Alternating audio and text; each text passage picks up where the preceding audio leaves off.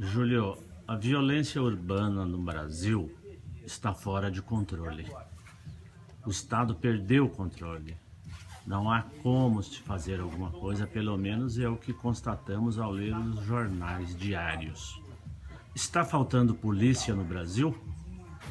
Olha, Pedro, sem dúvida, quando já se chegou nessa situação, nesse caos que nós temos agora, já posso chamar até de caos, você vai dizer que falta polícia. Agora, seria interessante tentar entender a raiz do problema. Se você parar para pensar, nós tivemos uma produção de gente no Brasil, de pessoas, além do suportável, dentro do que o Estado poderia oferecer. E se você prestar atenção, nós temos uma população com pessoas absolutamente sem condições mínima de sobrevida.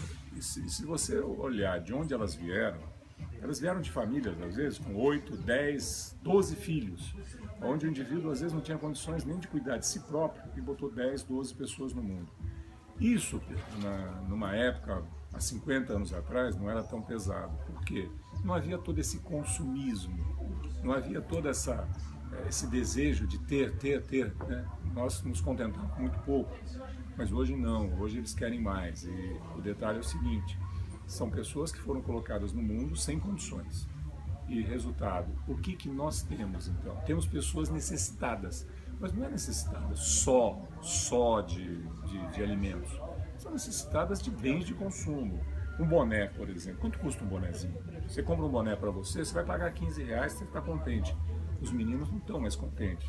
Os meninos das comunidades, como eles gostam de chamar as favelas, não estão contentes. Eles compram um boné, que eu vi outro dia, custa 70, 80 reais.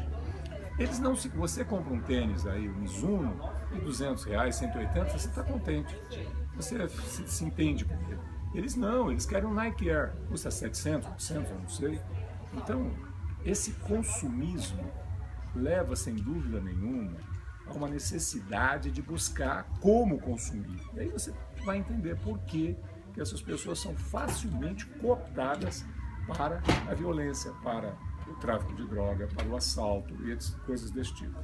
Então hoje, quando eu vejo grupos pedindo isso, pedindo aquilo do governo, eu sempre digo, tudo bem, mas vamos pensar um pouco, onde começa a responsabilidade por essas pessoas? Começa no pai. Uma paternidade irresponsável, uma paternidade que não poderia acontecer se o indivíduo tivesse um pouco mais de consciência. Aí as pessoas podem dizer, Júlio, você está sendo radical, ou até, se quiser, dizer fascista. Não, eu não acho. Eu acho que eu estou buscando a raiz. Por quê? É a maneira de nós pensarmos o futuro também.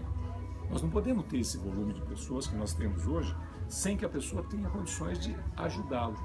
Você pode ver que essas pessoas têm uma exigência do Estado desse tamanho, enquanto que elas colaboram com o Estado desse tamanho.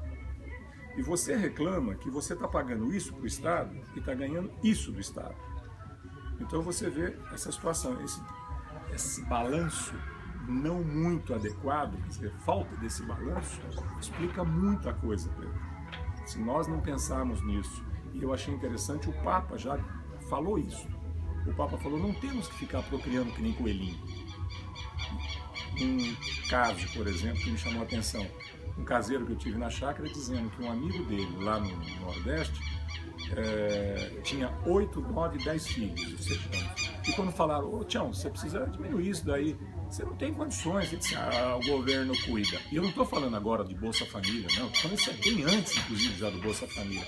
Essa maneira de pensar, de passar para o Estado toda a responsabilidade, passar para a sociedade toda a responsabilidade. Nós deveríamos trazer um pouco mais a responsabilidade para a família. A família tem suas responsabilidades. É isso.